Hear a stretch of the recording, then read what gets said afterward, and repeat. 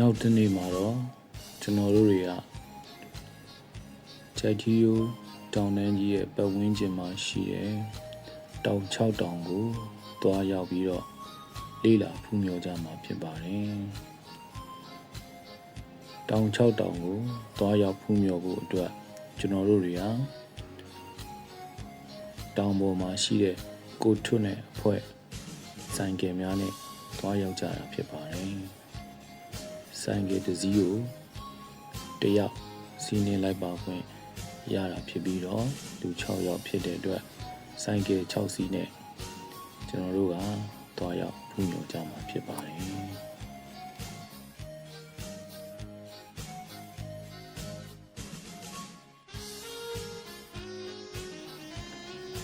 တောင်6တောင်ကိုတွားရောက်ရတဲ့လမ်းတစ်လျှောက်ကဟိုအရင်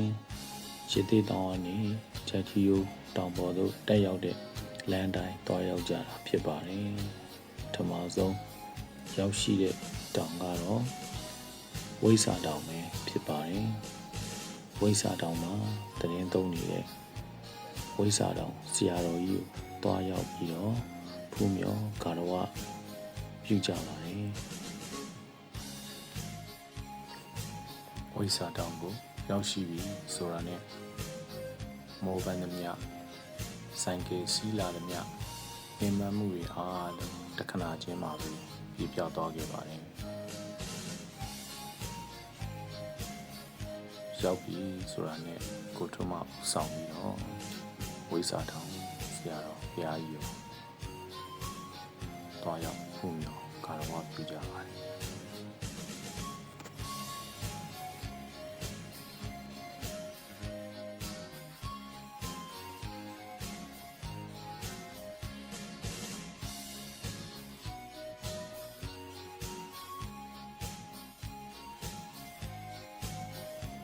ဝိဆာတောင်ကနေဆက်လက်ပြီးတော့ထွက်ခွာလာခဲ့တာကျွန်တော်တို့တွေကစမတောင်ကိုရောက်ရှိခဲ့ပြီဖြစ်ပါတယ်စပန်တောင်မှာလည်းဟင်းကြီးတိတ်ဆိတ်ပြီးတော့ဖူးမြင်ရတဲ့ရတာကဘာနဲ့မှမတူနိုင်ပါဘူးခင်ဗျာအဝင်အတက်လမ်းမှာရွှေနဂါးနဲ့စိမ်းအောင်ငကားခြံရံပြီးတော့စတင်တွေ့ရှိခဲ့ရပါတယ်ဆက်လက်ပြီးတော့ဖူးမြော်ကြမယ်ဆိုလို့ရှိရင်စမတောင်ရဲ့ပြင်ပြင်တော်မှာတီထားကိုးကွယ်ထားတဲ့စေတီတော်များကိုဖူးမြင်ရမှာဖြစ်ပါတယ်ကျွန်တော်တို့နဲ့အတူလိုက်ပါဖူးမြင်ကြပါဦးနော်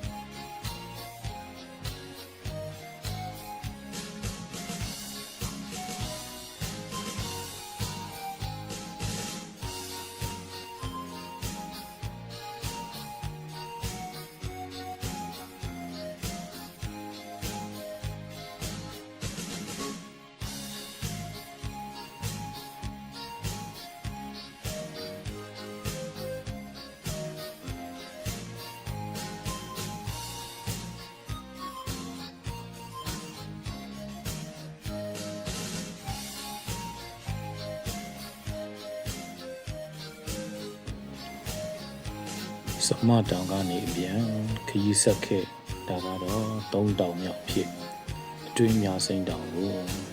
ဆက်လက်ရောက်ရှိခဲ့ကြတာပဲဖြစ်ပါတယ်အတွင်းများစိမ့်တောင်ရဲ့တာယာလှပပုံများကိုလည်းဆက်လက်ကြည့်ရှုခံစားပေးကြပါအောင်ခင်ဗျာ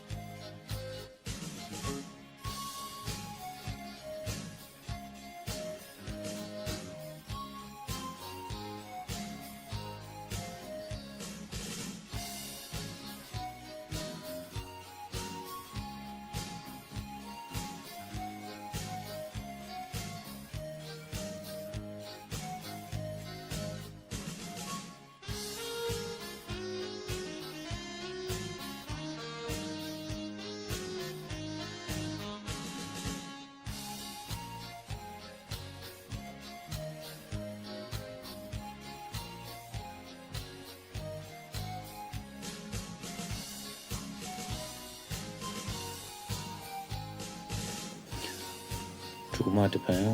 ဆက်လက်ခီးထွက်ခဲ့တာကတော့စင်းကြံတောင်ပဲဖြစ်ပါတယ်ဂျပန်ကကမာပူရဖျားကြီးရဲ့ပုံစံတူထုလုပ်ထားသောမြတ်စွာဘုရားရှင်ကိုရောမြတ်ကြီးကိုပဲဖူးမြင်ရမှာဖြစ်ပါတယ်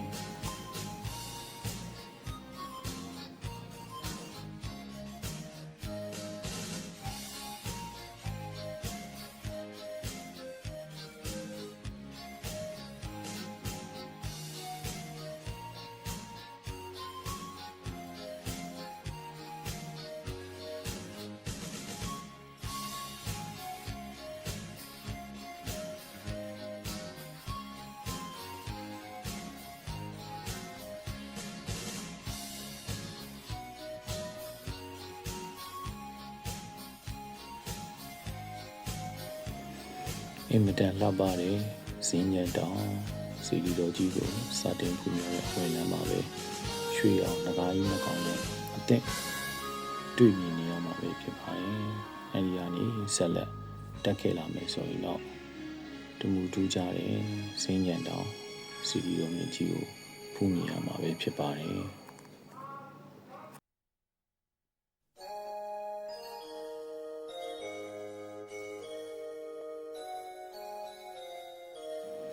ယခုတွေ့မြင်ဖူးမြော်နေရတဲ့ငကယုံဘုရားကတော့မွန်ပြည်နယ်မှာအကြီးဆုံးငကယုံဘုရားတစုလို့သိရပါတယ်။ရှင်ပြည်တော်ကနေဘေးပတ်ဝန်းကျင်မှာတော့တောင်တွေမှာမြို့မိုင်းအခုဆိုင်နေတဲ့တောင်ကိုတောင်ဝေများကိုလည်းနောက်ခံအနေနဲ့တွေ့မြင်နေကြတာပဲဖြစ်ပါတယ်။တာယာလှပရွာမောပွေဟာနေရာလေးတစ်ခုအဖြစ်တွေ့မြင်ရမှာပါ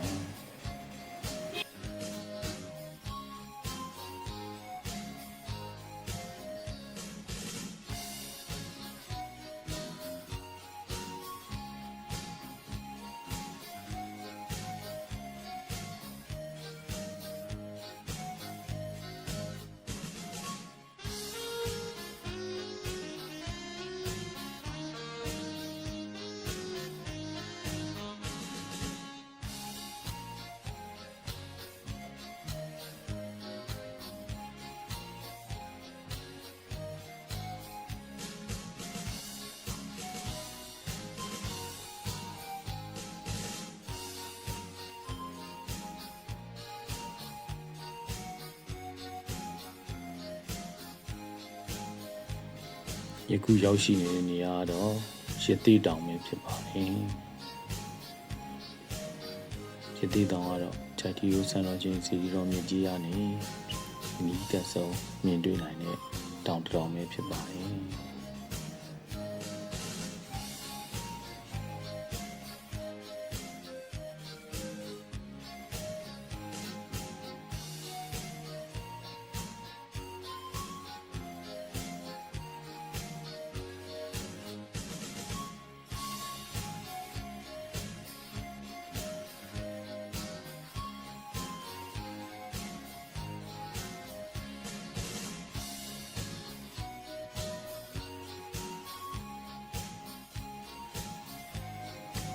ဒါကတော့ဂျိုက်တီယိုရဲ့တောင်တန်းတွေထဲမှာမြင့်ဆုံးတောင်ဖြစ်တဲ့စွန်တောင်ပဲဖြစ်ပါတယ်။စွန်တောင်မြင့်တဲ့ဘက်မှာရှိတဲ့စီဒီတော်ကဖူးမြော်မြင်နိုင်အောင်ဒီဆက်ပြတာပေးခြင်းပဲဖြစ်ပါတယ်။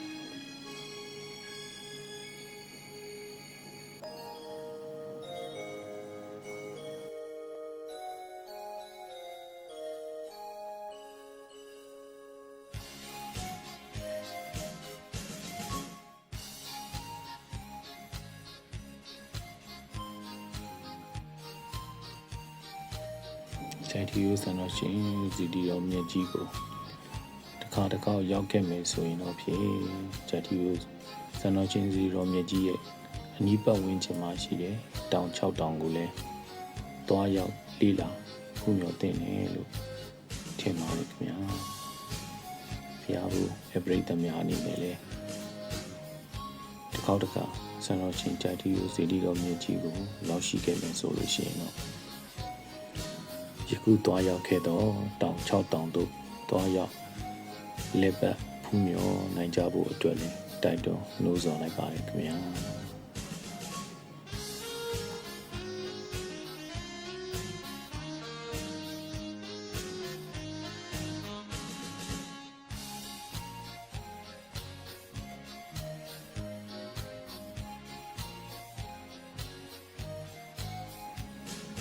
နောက်တည့်ရက်မှာတော့ကျွန်တော်တို့တွေက